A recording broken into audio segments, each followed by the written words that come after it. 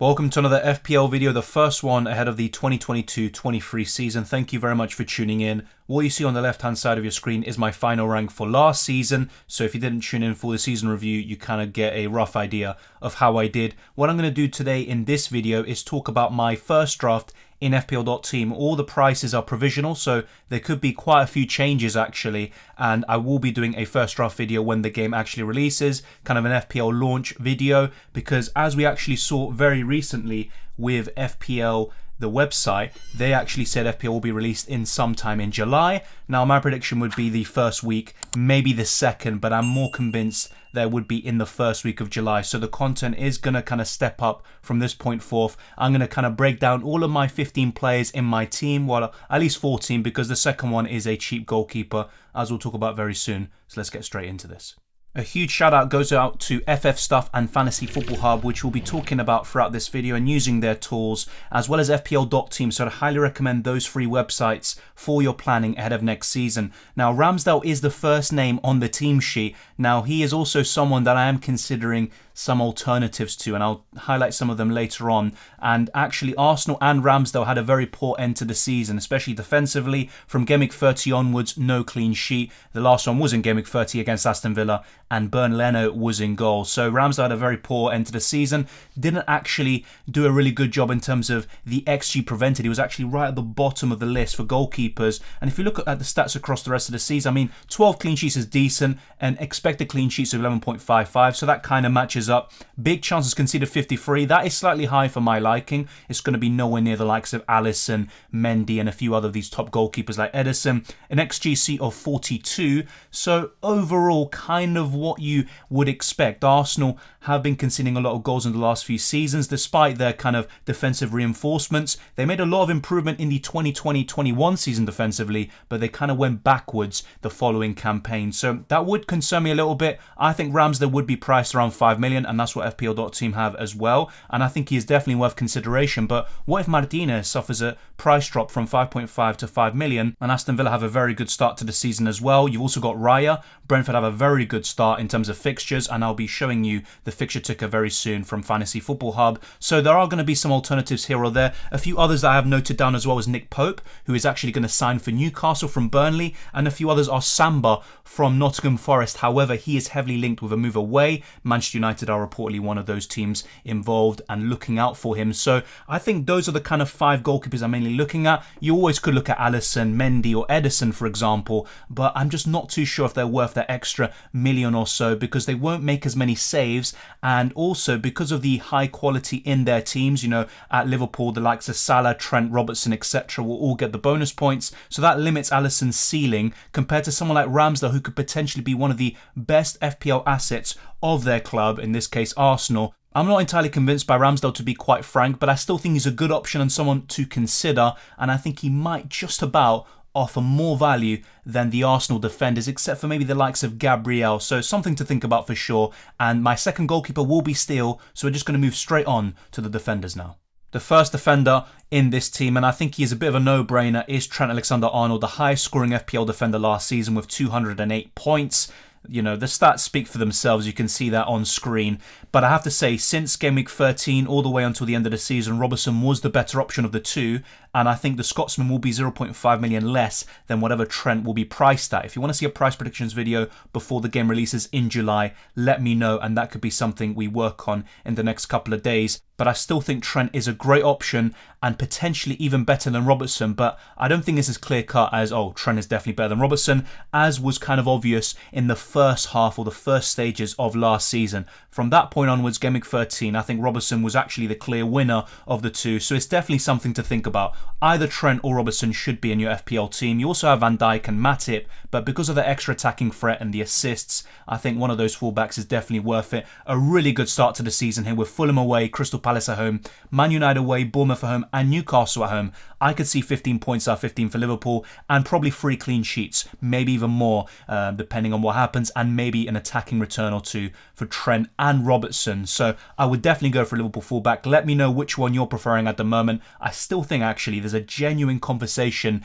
and argument to be had to go for Robertson instead. Next up is Joao Cancelo, and he was actually the second highest scoring FPL defender last season with 201 points, only 7 less than Trent, and he actually got one more clean sheet, 19 compared to Trent's 18. But I have to say there are two alternatives here that are going to be quite similar to Joao Cancelo, and they are Laporte, who was very good last season, and I still think he's going to be the main centre-back for Manchester City alongside Ruben Dias, unless things change, you know how Pep is sometimes. The other one is Cucurella. Man City are heavily linked to him, and he would be the main left-back. Zinchenko could be offloaded. Where he's going to go to, who knows? But the most important thing is Cucurella playing as the main left-back in that Manchester City team, and then you could have Joao Cancelo alternating. Sometimes Walker plays the right-back, Joao Cancelo plays the left-back, and then Cancelo will slot in as the right-back when Cucurella plays on the left. Now that could be a bit riskier because Walker is still a really big part of that Manchester City defence with his pace, and he can still offer a lot physically. So I'm not too sure Cucurella will be as nailed as the likes of Cancelo and Laporte, who might be worth that extra 0.5, or in this case for Joao Cancelo, 2 million more than Cucurella. So that's something to think about. I still think Cancelo would be my favourite Manchester City defender to own. And actually, if you look at the attacking returns, much higher than the previous campaign, 11 assists. A lot of them are fantasy assists, but they still count nonetheless, and his numbers are very healthy. I always say this whenever I talk about Joao Cancelo. I don't know how he doesn't have more goals. A lot of his shots are from distance, but his XG is 5.74, which is ridiculous for a defender, but only one goal. I think he will step up a bit next season. If you saw actually in the Nations League, I believe it was, and also some friendlies for Portugal, Cancelo was scoring some very good goals, and I think he will maybe get 3 or 4 goals next season. Let's wait and see what happens there, but he's definitely very good offensively. He just needs that little cutting edge in terms of his finishing, but I would definitely recommend Joao Cancelo. A really good start to the season. I could see 3 or 4 clean sheets from the opening 5 games, as you can see on the bottom of your screen. Let me know which Man City defender piques your interest, but I think Joao Cancelo is the best of the lot. Next up, we have Ben Chilwell, who is recovering from that really big injury he had last season. He was actually doing a great job. Only 7 games. It actually felt like more, the amount of points he was accumulating alongside Reece James in that time period. But in 7 games, 3 goals and 1 assist, and also 4 clean sheets. Now, I don't think he's necessarily that nailed into this team as much as the likes of Joao Cancelo and Trent. And actually, if you look at the opening 5 games, it's not that great, actually. Everton away, it's not actually a bad fixture, but for Chelsea, well, maybe it is, because their record at Goodison Park is pretty atrocious. Then you look at Tottenham at home, with the way Conte's team is lining up with their summer signings as well, that could be a really tough game. However, I have to say this, I think in the last maybe 5, 6, 7 games, Chelsea haven't conceded to their London rivals. Then you have Leeds away, not necessarily the worst fixture, especially if Rafinha does leave, which he is linked to a number of clubs. Leicester at home and Southampton away. Overall, I could see 2 clean sheets here for Chelsea, maybe even 3.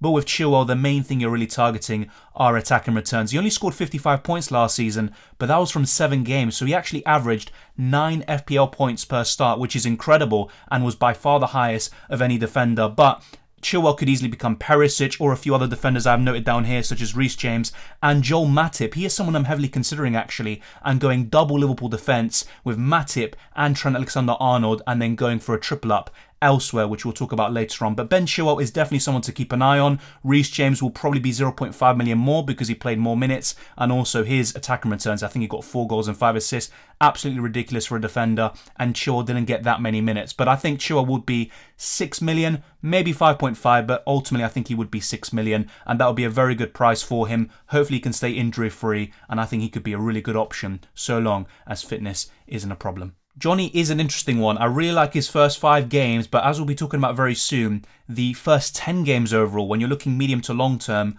aren't as great. And Johnny actually only scored 38 points last season, but at the very end of the campaign, he was a guaranteed starter playing every single game. Will that be the case next season? I'm not as sure. And I'll be completely honest with you. The likes of Trippier, Target and Fabian Schär from Newcastle is my preference, but their opening 4-5 games are just abysmal. And as a result, I don't think I'm going to go there for now. And I'll just wait for those games to kind of die off a little bit. And then from Game Week 6 onwards, I could move from someone like Johnny to Fabian Schär or one of those other defenders I just mentioned. So this isn't completely locked in. I do like Wolves' defence generally, but a bit similar to Arsenal, they ended the campaign horribly, not getting any clean sheets, not scoring enough goals, and they weren't getting enough points overall in the Premier League table. So Johnny is someone that I'm going to be taking with a pinch of salt. I think he's someone to consider, And ultimately, someone like Cody could become 5 million. And if that is the case, Johnny would be my preference should he stay at 4.5 million. Let me know what you think of this pick. But ultimately, I think Fabian Schär and a few others around this price would be my preference if only the fixtures were better from the beginning. Next up, we have Gay. Another alternative would be Tyrick Mitchell, but Gay scored more FPL points, 123 overall, and he kept 11 clean sheets. What I mainly like about him is the guarantee of minutes, the consistency there, and some clean sheets along the way. Do I think Crystal Palace will keep 11 clean sheets yet again? I'm not too sure, to be honest, but what I think will happen is that they will keep 7 to 8 and they can still do a good job this season. Maybe kick on in the Premier League table overall. Now, the opening 5 games are pretty mixed bag. Arsenal at home, to be honest, look, I'm not just saying this because I'm quite a cynical Arsenal fan at this point, but ultimately, I don't think that is the worst fixture to start off the season, and Arsenal have a pretty poor record in the opening day in the last 10-12 campaigns. Liverpool away is really tough, Man City as well, but Crystal Palace actually do very well generally at the Etihad. And Aston Villa at home and Brentford at home, those are the 2 fixtures I'm looking at, thinking, you know what, Gay could rotate very well with Johnny. And, you know, whenever Johnny has a bad game, Crystal Palace and Gay will have a good one and vice versa. So that's what I really like about this combination of 2 4.5 million defenders. Obviously, we're all assuming at this point, but I'd be very surprised if Gay would be 5 million or more. If he is, then you can just look for an alternative like Tyrick Mitchell. I don't think all of the defenders would be 5 million or more. I don't think that makes much sense. So let me know what you think of this back line. I'll be showing you how all of these players look like in the fpl.team website later on, but let's move on now to the midfielders. We've said this many times about Mohamed Salah, very poor since he came back from the African Cup of Nations, at least by his standards, because the first half of the campaign was absolutely unbelievable. He still managed to be the top scoring player overall in the game with 265, but I have to say, with the rate he was going at, especially around October, I thought he could reach 300 points easily and break his personal record from 2017-18. It is a bit of a shame, but still 23 goals and 14 assists in 35 matches. That is absolutely unbelievable. Now, a few other alternatives from Salah would be actually Luis Diaz, Son and KDB. Those are the 3 that I've got noted down here. There would be a few others like Bruno Fernandes, but those 3 I'm mainly looking at. Now, a lot of you will be saying about Diaz, well, actually with Núñez signing, I'm not too sure about it. It will be a lot of rotation with Jota and Diaz. But the way I'm looking at it is Núñez will be the main striker and Diaz will be the main left winger, and Jota comes in for both of them, whether it's in the Champions League, the Premier League or another competition. So Jota is kind of the 4th option, and I think Diaz would be pretty nailed on, probably around 9 million, 9.5, and I think he would definitely be a really good option around that price and a viable alternative to Mohamed Salah. But what I have to say about the Egyptian is that he tends to start off the season really, really well. In the last few campaigns, I'm pretty sure he's got a double-digit return in all of them, whether it's against Leeds, Norwich, etc. Even last season as well, Salah always starts off the season with a banger, and Fulham away is a really good way to start off the campaign. Yes, Fulham obviously were the championship winners, and we can talk more about them in separate videos as well, and even possibly in this one when we talk about some championship options at the very end. But ultimately, I think Salah is definitely going to be stepping things up, and he's going to be showing us a bit of his form from the first half of the last campaign. So you can go without him. I don't think he's absolutely essential. And one really key bit that we have to think about is, will the likes of Son and Salah be classified as forwards or midfielders? I'll be honest, I have no idea how it's going to go. I think a few others like Kai Havertz, I'm a bit more convinced they're going to become forwards in the game. But the likes of Son and Salah, if you make one a forward, then you probably would say, well, what about him? Why is he not a forward as well? But then you might not have that many options in the midfield, and it could be a bit more similar to Sky Fantasy Football as a result. But ultimately, I would go for Mohamed Salah. I think he's got a really good start to the season, and I think he will kick off with a bang. This is a very interesting one because Arsenal are linked to the likes of Gabriel Jesus, and that pretty much is all done. We're just waiting for the official announcement. And Rafinha. Now, Gabriel Jesus himself can play as a right winger, but he is going to be signed to play as the main number 9. You've got Rafinha who can play on both flanks, but he's mainly known as that right winger. So will that push Saka to the left? Will it be as effective from that position? Who knows? It's going to be very interesting, and I think the goals are going to be shared more so than they were before. And if Rafinha does sign for Arsenal, obviously that's all more speculation, and he's linked to a number of clubs, including Chelsea, Tottenham and Barcelona. I think Rafinha would be on set pieces, and he could be the more enticing option. He might get more assists, and Saka, it might be a bit more of a combination. Saka's such a versatile player, can play in a number of positions. So I'm not too sure about Saka. He could become Rafinha, he could become Mason Mount or Maddison or a few others basically. but I still think he's definitely worth considering. My prediction for him ultimately is around 8.5 million, and actually FPL.team have him at 8 million. I think that would be a very good price for him. 20 goal contributions, at least FPL-wise, last season. A really incredible return. Good numbers as well to support that. I think Saka could kick on. Do I think he's going to get a huge upgrade in terms of the goals and assists? Not so much as from last campaign to the one beforehand. I think that was a huge jump. I wasn't expecting it personally. I don't think he's going to suddenly go to 15 goals and 15 assists or something. He is capable of in the future. I'm just not too sure if that's going to be the case right now, but ultimately, he would still be worth that price tag should he be 8 million or 8.5. I mentioned him just now, James Maddison. Other options to really consider would be those that I mentioned before, like Rafinha. Kulusevski is the other one that I actually failed to mention as well, and it's going to be very interesting to see his price. Probably very similar to Saka. They could be the exact same, by the way. But James Maddison, according to FPL.team, will be 7 million. That would be an absolute bargain. He actually scored more FPL points than Saka. Got it written down here. 181 points for Maddison, 167 for Bukayo Saka. And Maddison had way fewer minutes as well. 12 goals and 11 assists. He was an absolute hero for me on the free hit in Gameweek 37, the turning point of my season as well. The underlying numbers aren't that great, actually. They're not as, let's say, sustainable or close to the actual goal output as Saka's were, for example. But Maddison is a very good finisher. He's also a great creator. He's on set pieces, and I think he's a great player overall. Now, the opening 5 games are very mixed bag. You know, the likes of Man United at home, Chelsea away, and Arsenal away. They aren't the greatest fixtures, but Southampton at home, I would definitely target that for Leicester, the likes of Vardy, James Maddison, etc. And Brentford at home is a decent way to begin the campaign. And as a personal kind of opinion that I'm throwing out there, I could be completely wrong.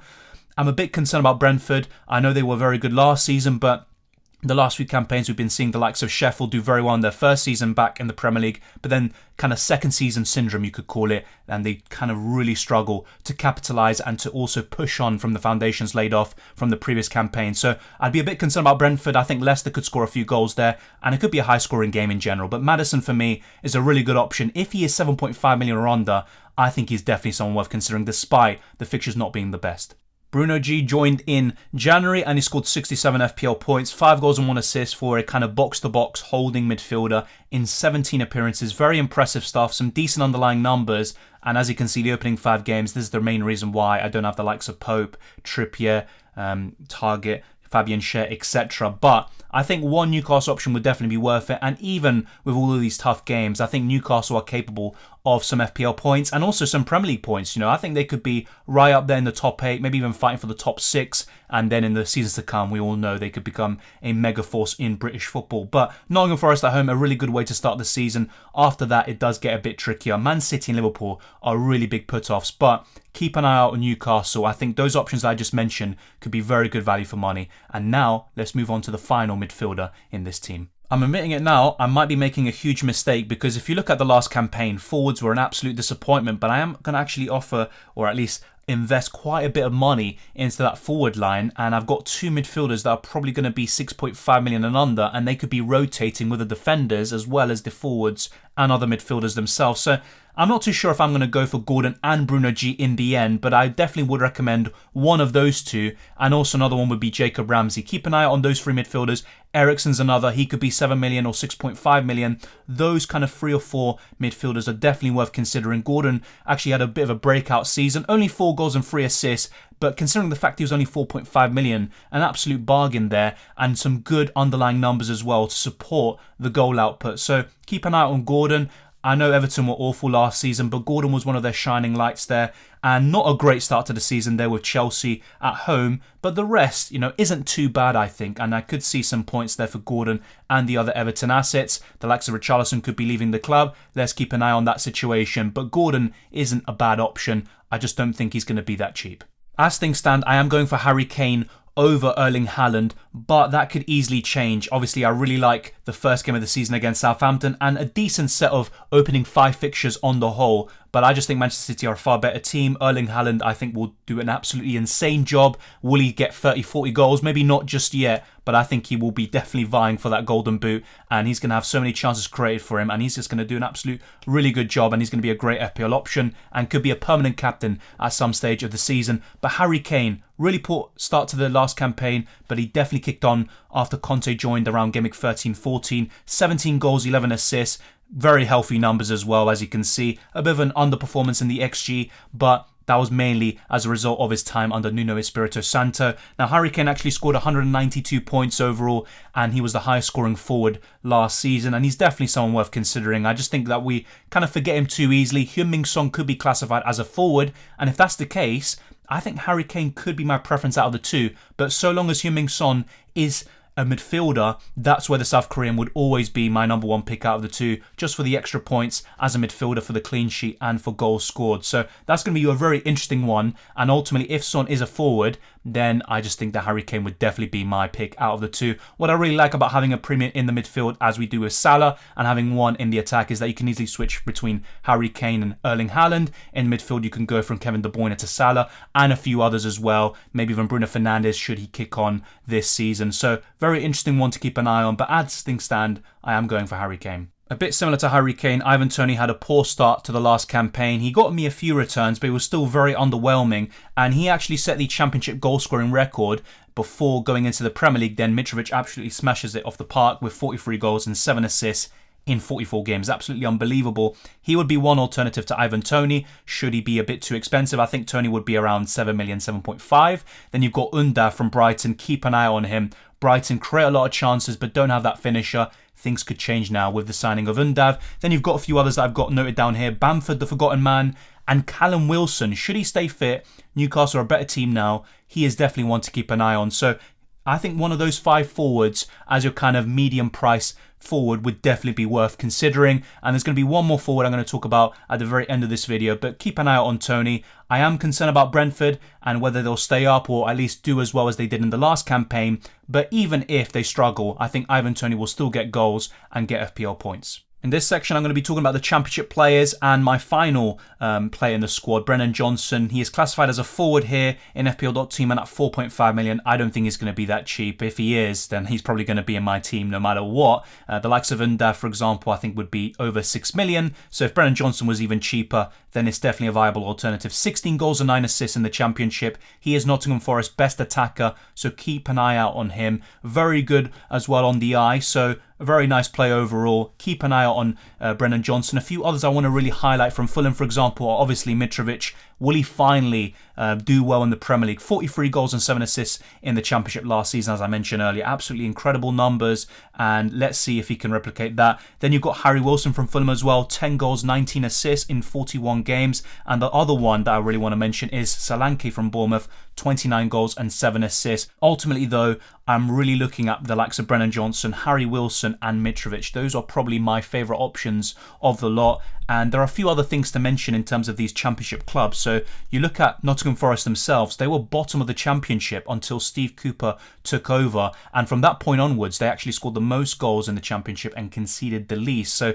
very impressive stuff from Steve Cooper. He's got a 60% win record as well. And that's actually even higher than Marco Silva, who ended up winning the Championship with Fulham. So very impressive stuff from them. Keep an eye on Brennan Johnson. Now I want to talk about Erling Haaland now. Just a kind of brief synopsis, talking about his injuries and also his absolutely insane goal record and why he might end up going into my team over Harry Kane despite facing West Ham away on the first day of the season. This will be very brief, talking about Erling Haaland and why he could actually be in my team. As we just said here, his goal record is absolutely insane. You know, he's pretty much got more goals than games played at Red Bull Salzburg. At Borussia Dortmund, he almost did the same thing. 132 goals in 181 club appearances. Absolutely insane stuff. Even for Norway, if we check at the top here, 20 goals in 21 games. I remember he scored 9 goals in an under-20 World Cup as well. I think it was against Honduras or one of those countries. Absolutely insane stuff here. And you look at the Bundesliga, 59 goals in 65 games. I could easily see him in the first 65 appearances for Manchester City scoring 40 plus goals. I think he's definitely capable of that in the Premier League despite the jump in quality.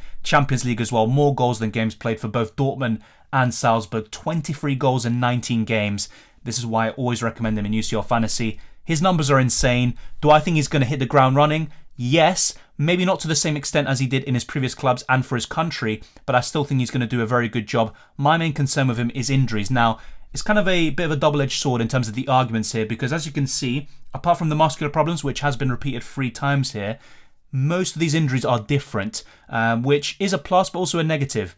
When a certain player always gets the same type of injury, that's going to be a long-term concern, and ultimately it could completely break down and they have to retire early, or they're just going to have continuous problems with their fitness and they're always going to get the same injury again and again, and they're just never able to push on to the next level. But with Erling Haaland, it's always kind of different injuries here. But as you can see, in the 21-22 season, he got 3 injuries, and the duration of these injuries was actually longer than the previous seasons, because if you see here in his early few campaigns from 2018-19 all the way to 2020-21, the longest injury he got was 28 days, so pretty much a full month. The rest were kind of 4 days, maybe 11, 14, etc. 21 here, his first injury of his career.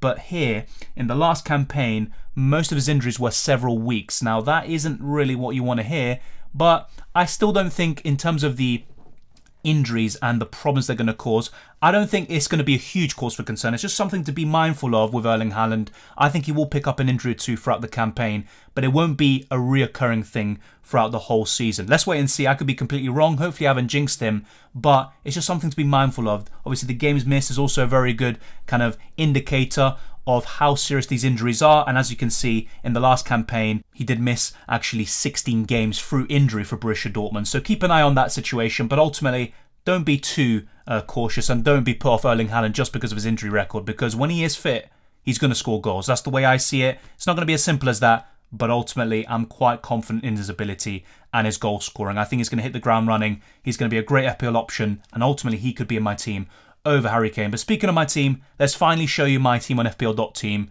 And I'm going to stop saying team. I'm quite happy for the most part, but I have to say there's going to be some huge discrepancies between the official pricing and the positions compared to what you see here. So there will probably be a lot of changes as well, but it's nice to get a good idea of the players you want. And I've narrowed down, some alternatives as well of the players I'm really looking to focus on, as well as the team. So the likes of Trent, Cancelo, quite nailed on, I'd say. If not, I'd go for another defender from those respective clubs. Mohamed Salah or Son, one of those midfielders would definitely be in my team. Then you've got Harry Kane or Erling Haaland. That's the big debate. I think Haaland will be the template pick. Harry Kane will be a bit more of a differential. And if not, a lot of people will do what I'm probably looking to do with this draft anyway, and move Harry Kane on to Erling Haaland, whether in Gameweek 2 or a bit further down the line, and maybe want to see Erling Haaland prove himself in the Premier League first before jumping on that ship. But this looks pretty good. It's not a bad team. Let's just wait and see if I could actually afford this when the game officially releases. Let me just quickly show you actually the Fantasy Football Hub fixture ticker, because as I said earlier in this video, it's very important to build your team for the first 7 to 10 games of the season rather than just focusing on the immediate short term and all those green fixtures that you really want to target, as well as the premiums and shiny new toys, you could say. So let's show you that very quickly, and then we're going to be wrapping up this video. Over the first 10 games, Manchester City are actually ranking top in terms of the fixtures. And if you look at the kind of difficult ones, really, Tottenham at home, Man United at home, because it's a derby as well. The rest, though, on paper, looks very, very doable and really, really good. Brentford are right up there as well, and that's why the likes of Eriksen, Tony, you look at Raya as well, those three should definitely be considered, but you also have to think about what you think is going to happen in those games. But definitely consider Brentford. I'm not going to try to put people off that. It's just something to keep an eye on. Leeds as well are right up there, but I don't think a lot of us will be going for their assets. Rafinha is probably going to leave the club as well. Otherwise, he's definitely one to consider anyway, being the talisman for Leeds United. Arsenal right up there as well. Gabriel Jesus could be someone to go for as well. I think he's probably one of my favourite options there when he is confirmed as a gunner. Bukayo Saka, of course, Aaron Ramsdale and Gabriel in defence. He's someone I haven't mentioned, but he scored the most goals amongst defenders last season. Nottingham Forest are also ranking very high over the first 10 games. You've got Liverpool, Chelsea, etc. Spurs, actually, a club that's very popular at the moment. They're in the bottom kind of 4 or 5 there. And Man United are at the very bottom alongside Wolves with a 12.1 rating over the first 10 games. They've got plenty of tough fixtures there against Liverpool, Arsenal, Manchester City, etc. So that's definitely something to be a bit concerned about. But ultimately, I still think Spurs offer really good value with Son, Perisic, Harry Kane, and ultimately it's really good to check out these fixture tickers and look at how the teams look like in the long term. I always recommend this. But let's wrap up this video. Thank you very much for watching. If you've got any ideas on how to improve the content, let me know down in the comment section below, and be sure to smash the like button and subscribe if you're new. Let's get this video to 150 likes. It'd be much appreciated, and there's going to be more content for UCL Fantasy, F1 Fantasy and FPL over the next few weeks and months. It's going to be a very hectic beginning of the season as well, with the World Cup coming in November, and it's going to be very, very intriguing to see how it all pans out. But a lot of games kind of pushed into the first 2 or 3 months of the season. So it's going to be hectic in terms of the content and also in terms of the amount of games we have at our disposal pretty much every single day. So should be very interesting. All the best of luck for the new season. Enjoy your summer break and try not to overthink FPL, at least for now. Try to give your mind a little bit of a break. But you can follow me on Twitter and Instagram as well, DylanRCM and Dylan_RCM on Instagram. Join the Discord server as well. All the links are in the description below. You can become a Patreon or a channel member. It'd be very much appreciated if you support the channel even further. But of course, you don't have to. Take care. Enjoy the football. All the best of luck. Enjoy your summer break, as I said before. And I'll see you next time.